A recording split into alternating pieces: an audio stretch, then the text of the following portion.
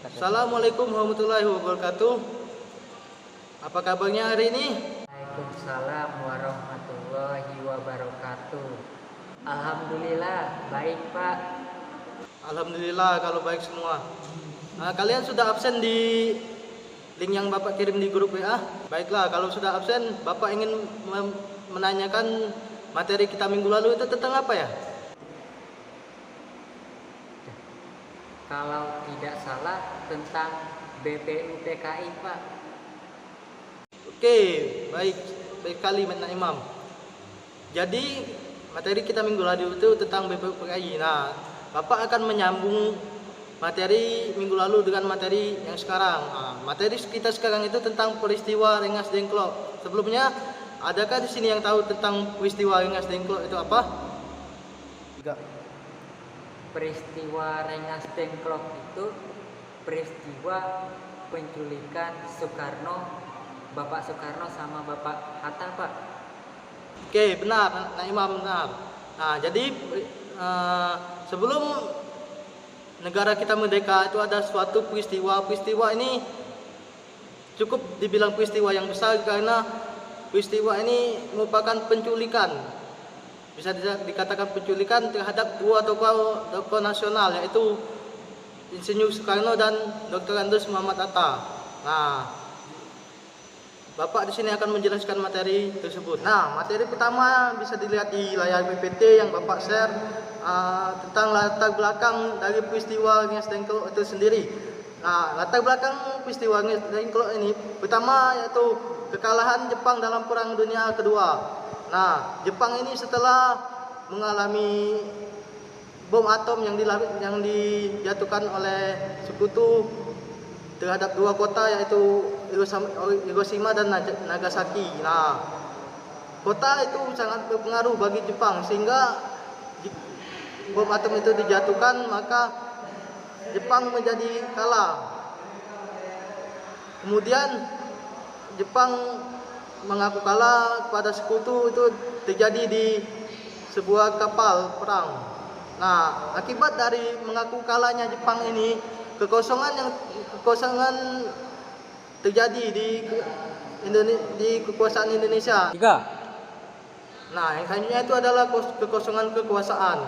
Nah, inilah yang mempengaruhi golongan muda untuk bertemu ke golongan tua untuk membicarakan tentang proklamasi kemerdekaan Indonesia.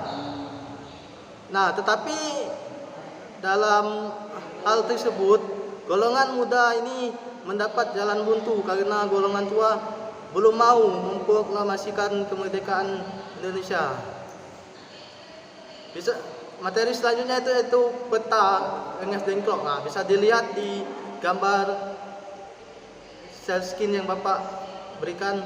Itu Rengas Dengklok itu terletak di Kabupaten Karawang, Provinsi Jawa Barat. Nah, bisa dilihat kota-kota besar yang dilalui untuk sampai ke Rengas Dengklok.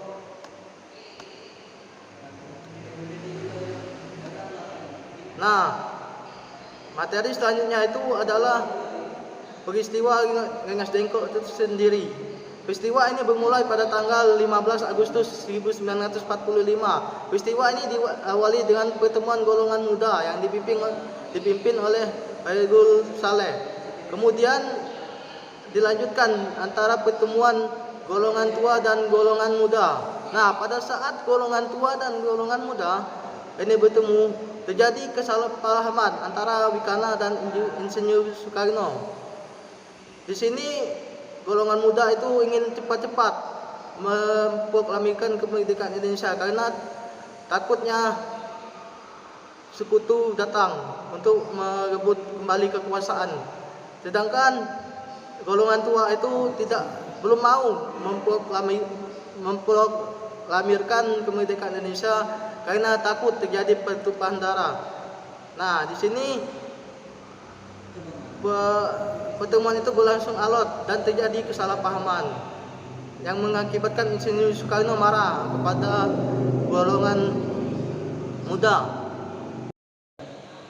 Nah, keesokan harinya itu pada tanggal 16 Agustus sekitar pukul 3 atau 4 pagi Ini perbedaan pendapat yang kemarin ini mengakibatkan Soekarno dan Muhammad Hatta itu dibawa oleh golongan muda ke Rengas Dengklok.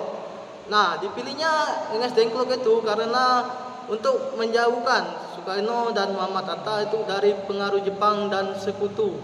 Nah, di Rengas Dengklok itu Soekarno ditempatkan di sebuah rumah milik petani keturunan Tionghoa. Nah, di sanalah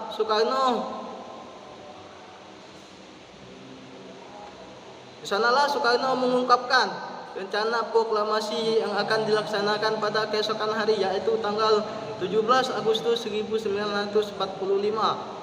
Nah, ternyata pada tanggal 16 Agustus 1945 ini merupakan jadwal sidang PPKI pertama.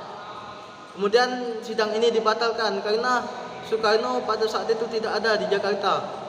Karena dia diculik oleh golongan muda dan dibawa ke Rengas Dengklok itu tadi.